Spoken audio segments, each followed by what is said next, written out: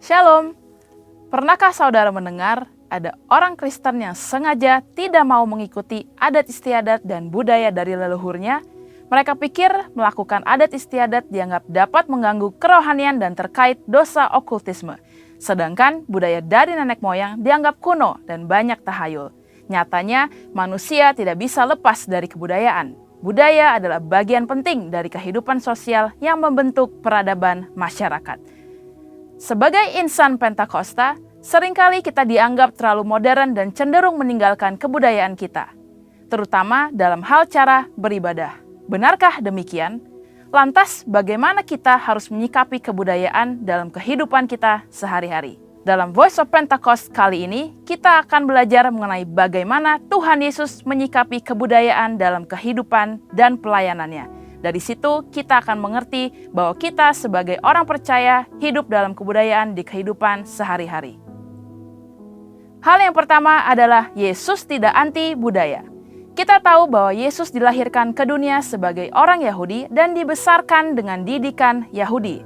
Misalnya, ketika umur 12 tahun, Yesus selain pergi ke Bait Allah sebagai salah satu ketaatan akan firman Tuhan, ia juga melakukan hal tersebut karena bagian dari melaksanakan kebudayaan Yahudi sebagai son of the law, yaitu kebiasaan orang Yahudi di mana laki-laki yang telah menginjak umur 12-13 tahun memiliki kewajiban untuk mengikuti kelas-kelas kerohanian di sinagoga pada hari Sabat.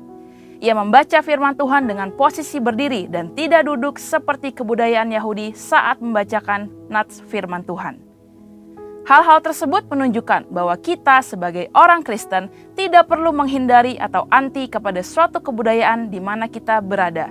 Justru dalam budaya tersebut mungkin terdapat nilai-nilai yang dapat membangun karakter seseorang seperti sopan santun dan bersikap baik di dalam masyarakat. Di sisi lain, orang yang tidak berbudaya dapat dianggap aneh dan sulit untuk diterima dalam suatu komunitas. Hal yang kedua, Tuhan Yesus menggunakan jalur budaya dalam menyampaikan firman Tuhan dan memberitakan Injil. Dalam pengajarannya, seringkali Yesus memakai latar kebudayaan Yahudi. Sebagai contoh, perumpamaan tentang 5 gadis bijak dan 5 gadis bodoh menunjukkan satu setting pernikahan dalam budaya Yahudi. Aplikasi dari ajaran Tuhan Yesus ini mengajarkan supaya orang percaya memiliki sikap berjaga-jaga dalam menanti kedatangan Tuhan sebagai mempelai pria. Hal ini membuat firman Tuhan yang Yesus ajarkan relevan dan lebih mudah dipahami oleh kehidupan kebudayaan Yahudi. Hal ini juga diajarkan oleh Rasul Paulus. Dalam 1 Korintus 9 ayat 19-23 dituliskan bagaimana Paulus ketika bersama dengan orang Yahudi, ia bersikap seperti orang Yahudi. Di sisi lain, di hadapan orang non-Yahudi, ia bersikap atau berbudaya seperti orang bukan Yahudi. Hal ini membuat Rasul Paulus dapat lebih diterima dalam misinya untuk mengabarkan Injil. Nah, itu kan dulu pada zaman Alkitab. Bagaimana dengan sekarang? Sebagai contoh, tindakan menusukkan sumpit di atas nasi yang ditaruh dalam mangkuk dalam budaya Chinese dianggap tidak sopan karena menyerupai dupa di tempat sembahyang orang meninggal. Sekalipun kita tidak percaya bahwa tindakan tersebut dapat mendatangkan kesialan, namun menjaga sikap dan perilaku sesuai budaya akan memudahkan kita untuk diterima dalam masyarakat dan lebih mudah untuk mengabarkan Injil kepada mereka. Bagaimana merayakan perayaan Imlek? Tidak jarang keluarga Chinese Kristen berdebat mengenai pro kontra dalam cara merayakannya, baik ditinjau dari sisi Kristen dan kebudayaan. Contoh-contoh ini menunjukkan kepada kita bahwa sebagai orang Kristen kita perlu mempelajari, mengerti, dan menghargai budaya yang ada tanpa mengorbankan iman percaya kita. Dengan mengikuti proses tersebut, maka iman kita tetap dapat dipraktikkan dengan benar, tetapi sekaligus ramah terhadap budaya di mana kita berada. Hal yang ketiga, Yesus menjadikan firman Tuhan sebagai landasan dalam berbudaya dan bertradisi.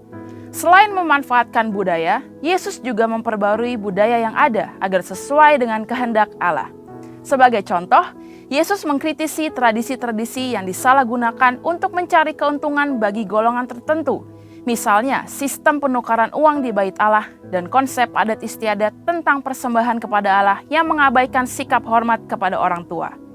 Yesus menegur orang Farisi dan ahli Taurat yang mengajarkan adat istiadat buatan manusia namun mengabaikan perintah Allah. Yesus menekankan bahwa motivasi dalam menjalankan suatu tradisi haruslah untuk memuliakan Tuhan, bukan untuk kepentingan pribadi atau golongan. Hal ini sesuai dengan yang Yesus sampaikan bahwa Dia tidak datang untuk meniadakan hukum Taurat atau suatu budaya, tetapi Yesus ingin supaya budaya ada dalam posisi yang tepat, yaitu di atas dasar kasih kepada Allah dan kasih kepada manusia. Saudara, sebagai insan Pentakosta, kita tidak anti budaya. Kita justru dipanggil menjadi agen pembaharu budaya. Untuk penjelasan lebih lengkap dari tim teologi kami, silakan buka link yang ada di atas atau scan QR code yang tersedia. Tuhan Yesus memberkati.